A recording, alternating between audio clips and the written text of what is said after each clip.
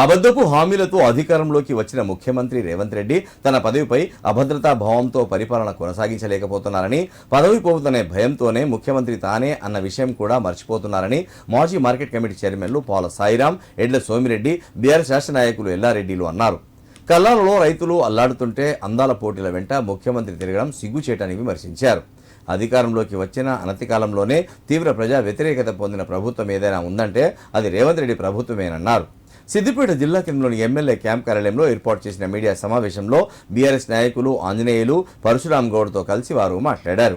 ఎన్నికలకు ముందు కాంగ్రెస్ ప్రభుత్వం ప్రజలకు ఇచ్చిన ఏ ఒక్క హామీని కూడా పూర్తిగా నెరవేర్చలేకపోయిందన్నారు. ఇప్పటికైనా ముఖ్యమంత్రి రేవంత్ రెడ్డి పరిపాలనపై దృష్టి సారించి ప్రజలకు ఇచ్చిన హామీలన్నింటినీ నెరవేర్చాలని డిమాండ్ చేశారు. తెలంగాణ రాష్ట్రాన్ని పరిపాలిస్తున్నటువంటి కాంగ్రెస్ నేతృత్వంలోని రేవంత్ రెడ్డి గారి నేతృత్వంలోని ప్రభుత్వం పూర్తిగా అడ్మినిస్ట్రేషన్ విషయంలో ఫెయిల్యూర్ అయిపోయి మొత్తం ఈ ప్రభుత్వం యొక్క విధానాలన్నీ కూడా అసమర్థత, అసంపూర్తి, అనుమానం, సందిగ్ధత ఈ వీటి చుట్టే తిరుగుతుంది. ఈ 16 నెలల కాలంలో సరే రాజశేఖర రెడ్డి లాంటి నాయకుడు అదే పార్టీకి సంబంధించిన ప్రజల్లోంచి రాకున్నా అకస్మాత్తుగా యాక్సిడెంటల్గా అయిన ముఖ్యమంత్రి గారు ఈ 16 నెలల కాలం తర్వాతనన్నా ఈ ఇటీవల కొంత అనుభవాన్ని సంపాదించి ప్రజా ఉపయోగకర అదే రకంగా సంక్షేమ అభివృద్ధి కార్యక్రమాలు బాగా చేపడతారని చెప్పి తెలంగాణ ప్రజలు ఆశించారు. కానీ పూర్తి స్థాయిలో వాళ్ళు విఫలమైపోయారు.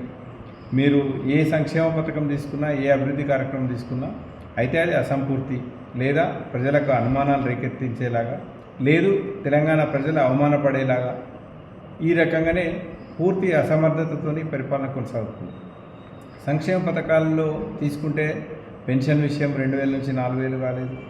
రైతు బంధు రైతు రుణమాఫీ 2 అసంపూర్తిగానే ఉన్నాయి.